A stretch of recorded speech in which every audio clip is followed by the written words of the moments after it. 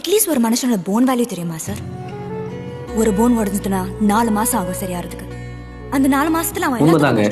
ஒரு போன் உடைஞ்சா 4 இல்லை, சம்டைம்ஸ் 6 மாதம் கூட ஆகும். பட் அது எப்படி ஹீல் ஆகுதுன்னு யாருக்காவது தெரியுமா? நம்ம ஹியூமன் பாடி ரொம்ப பியூட்டிஃபுல்லான ஒரு சிஸ்டம்.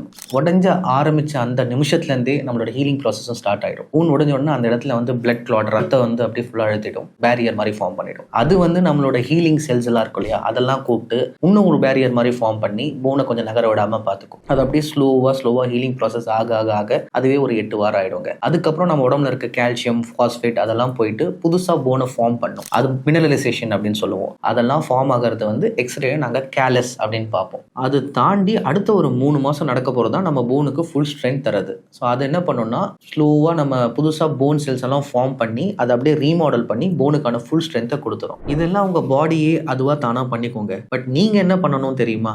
ஸ்மோக்கிங் ஹேபிட் இருந்தால் கண்டிப்பாக விட்டுறணும். ஏன்னா அது நம்ம பிளட் சர்க்குலேஷனே ரெடியூஸ் பண்ணிடும். அப்புறம் நல்ல டயட், கால்சியம் அதிகமாக இருக்க மாதிரி, வைட்டமின் டி இருக்க மாதிரி அந்த மாதிரி சாப்பிடுங்க. அது இல்லாமல் சீக்கிரமாக அப்பப்போ அந்த ஃப்ராக்சர் சைட்டை ஆட்டிடாதீங்க. ப்ராப்பராக டாக்டர் போடுற கட்டெல்லாம் ப்ராப்பராக வச்சுக்கோங்க. இதெல்லாம் ரொம்ப முக்கியம். நான் சொன்ன இன்ஃபர்மேஷன் யூஸ்ஃபுல்லாக இருக்கும்னு நினைக்கிறேன். Be aware, take care.